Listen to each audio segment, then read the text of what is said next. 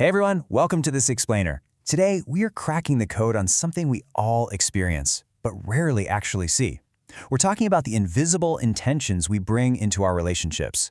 We're going to explore this really fascinating, super practical, and completely zero-blame framework called the Sower and the Harvester. And honestly, diving into this together might just completely reframe how you look at every single one of your interactions. Let's get into it. All right, here is our roadmap for today. We'll start with number 1, intention. Then number 2, the wounded, followed by number 3, the rooted. Next is number 4, the 4 meetings. And finally, number 5, the axis. Section 1, intention, the invisible first touch. Think about this for a second. Before a single word is spoken, or a gesture is even made, an intention has already arrived in the room. It literally travels ahead of language, and the other person's nervous system reads it instantly, kind of like how your skin reads temperature, completely below the level of conscious thought. Imagine someone brings you flowers. They could be given as a seed, meaning they're given to invest, to place something living into the shared space without demanding anything in return. But the exact same flowers can also be an invoice. In that case, they're a tool to extract, reaching for a yield, like validation or intimacy, before anything real has even been planted. To really grasp why this happens, it helps to separate movement from being. Movement is simply what you do, like the act of bringing the flowers.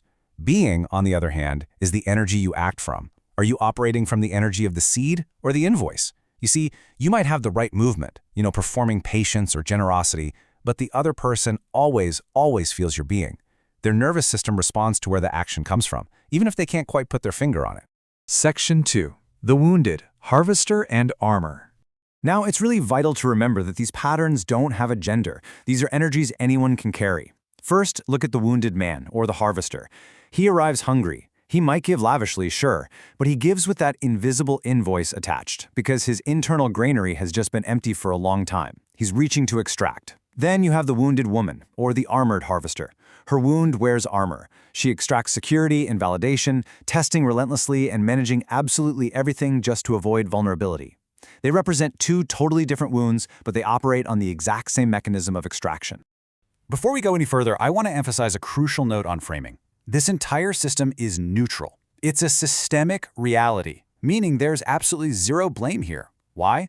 Because what is carried unconsciously was simply received unconsciously. Transfer is just a reality of human systems, not a moral verdict on who you are. The purpose of seeing this pattern isn't to judge anyone, not at all. The purpose of seeing it is so we can interrupt it. What is carried unconsciously is passed on unchanged. Just let that sink in for a second. The hunger of the harvester, or the armor of the wounded woman, almost always originated long before the current relationship. It was passed down through generations, maybe from parents who took soothing or pride from a child way before that child had anything ripe to give. They learned super early on that nothing is freely given. Everything must be gotten. Section 3, the rooted, sower and discerner. So, what happens when that extraction stops? Well, that's where we find the rooted man, the sower, and the rooted woman, the open discerner. Notice how they mirror each other in this incredibly beautiful, healthy polarity. The sower invests from fullness. His worth is already settled at his own center, so he gives without that hidden invoice. And the open discerner receives fully. Her openness is an active choice, and she carefully discerns whose seed she receives. Together, they create a living field where the current circulates safely in both directions. She sows her truth and trust into him, and he completely receives it. But hey, we need to be very clear about what this is not. Rootedness is absolutely not self-abandonment. For the sower, it doesn't mean giving endlessly without edges or pretending a fear of conflict is just unconditional love. A man who gives without boundaries is, quite frankly, just a harvester in disguise. And for the discerner, it is definitely not softness on demand. It doesn't mean abandoning her strength, her capability, or her leadership. True rootedness requires fierce boundaries, real discernment, and chosen strength. It's not passive submission, not by a long shot. Section 4, the 4 meetings, when currents collide. Let's walk through the different combinations to see how this actually plays out. When a harvester meets armor, you get 2 hungers and a completely empty field. His reach triggers her armor, and her armor proves his scarcity. It might look like intense passion at first, but it yields nothing. Now, when a harvester meets a rooted woman, her discernment instantly reads his underlying reach, and her ground stays accurately closed. If a sower meets an armored woman, his genuine investment hits pure plate steel, and his steadiness is going to be tested over time. And finally, when a sower meets an open discerner, you get the living field. Growth naturally happens here because nothing is being secretly extracted. And remember, these aren't life sentences. People can shift between these positions within a single evening. Section 5. The axis. Interrupting the pattern. All right, we've seen the toxic loops and the healthy alternatives, but how do we actually interrupt those old patterns? Well, the crucial point here is that you cannot willpower your way out of the wound. Self-improvement that's performed just to finally get love, safety, or approval, that's just harvesting wearing a new coat.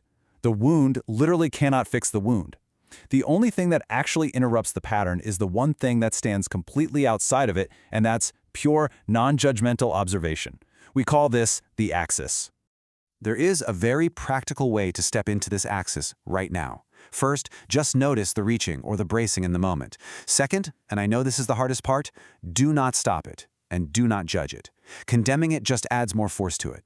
Third, just name it silently to yourself. Literally just say harvesting or say armor in your head. In that single breath of observation, you discover the most important fact of all.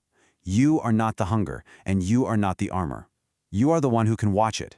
That silent naming gives you 1 millimeter of freedom, and believe it or not, that millimeter changes the entire system. Which leaves us with this final, profound thought. What you carry unseen, you will pass on unchanged. A pattern only runs unchanged for as long as it runs unseen. But what is seen has, for the very first time, an alternative. So, what will you choose to see today? I really challenge you to take a look at your own invisible intentions, find your access, and just watch how your relational world transforms. Thanks so much for joining me for this explainer, and keep exploring.